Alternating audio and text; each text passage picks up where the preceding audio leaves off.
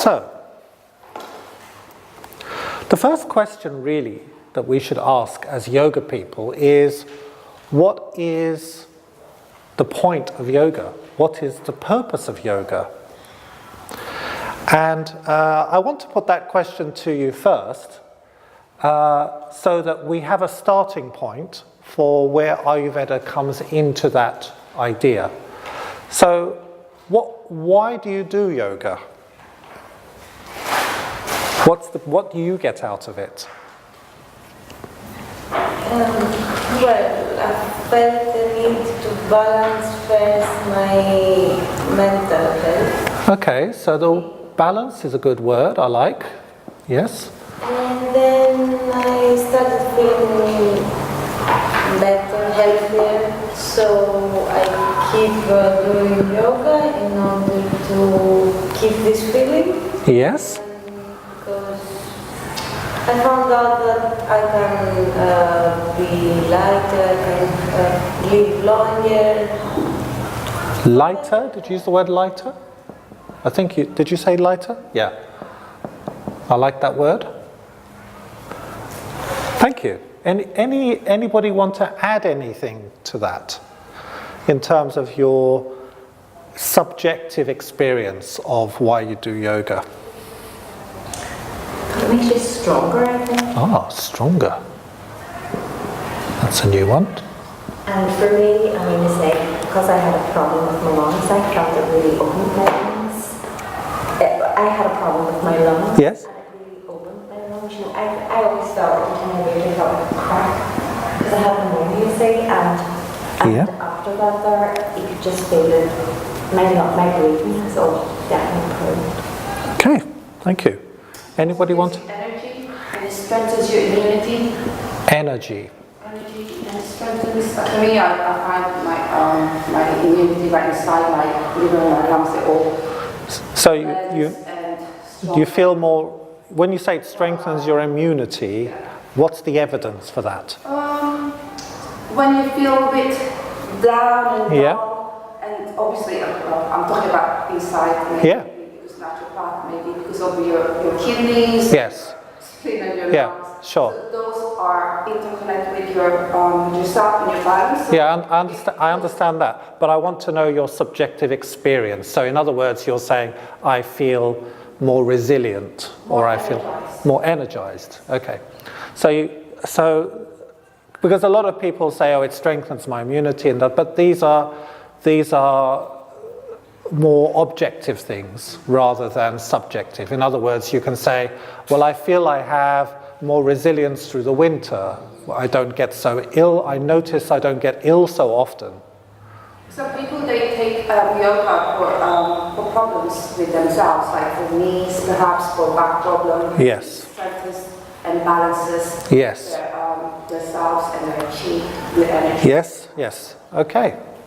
Anything else that you want to add to that? Yeah. So with yoga, if you continue to practice it, I think you feel better about yourself. So you want to start incorporating that into other parts of your life. So you eat healthier, you try to eat healthier, you try to get more rest. Yes. And I think that just manifests itself in, like you said, in rituals. You don't get as many colds, you're resting, you're eating. Yes. So I'm going to put the word wiser. Doesn't it? Okay, that's it, yeah. It kind of makes you wiser, doesn't it? You think, do you know what? I know better now that I should eat this, I should do that. It gives you a greater sense of wisdom, doesn't it? And you try your best. And you try your best. You know, we're all work in progress, aren't we? So we could say that there's a kind of a wisdom that cultivates our consciousness in some way. So all of these things are relevant to the classical pathway of yoga. The classical pathway of yoga is to make your body lighter and disease-free, according to the Hatha Yoga Pradipika. Have anyone ever heard of this text?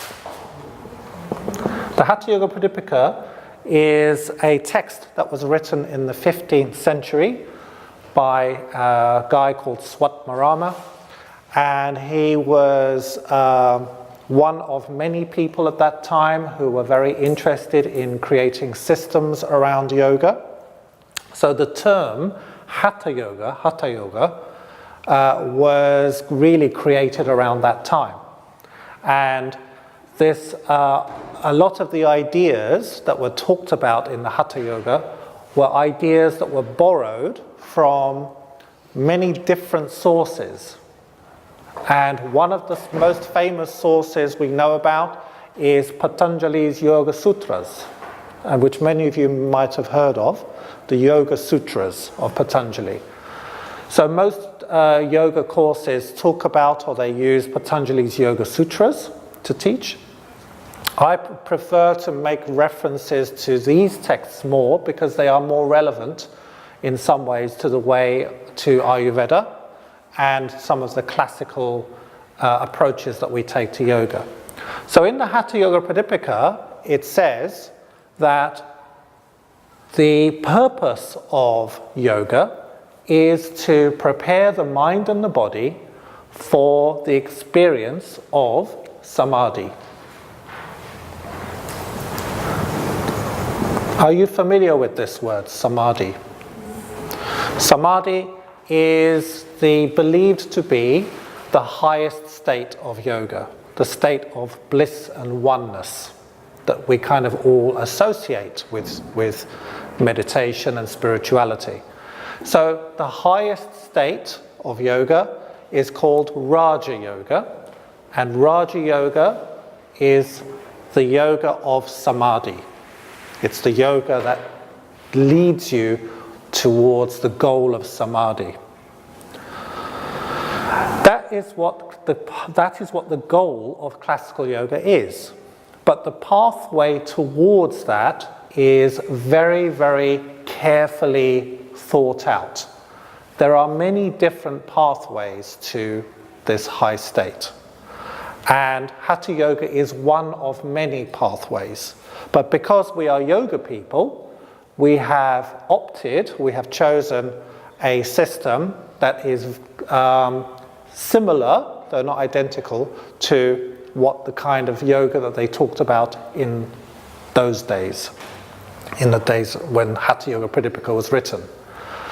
And the first thing that is recommended in the Hatha Yoga Pradipika is asana. In other words, asana practice is where it starts. It's not the first thing in every yoga system, but the yoga system of the Hatha Yoga Pradipika, it starts with the practice of asana. And the purpose of asana, and I'm going to go over this again this afternoon, the purpose of asana is to make the body light and disease-free.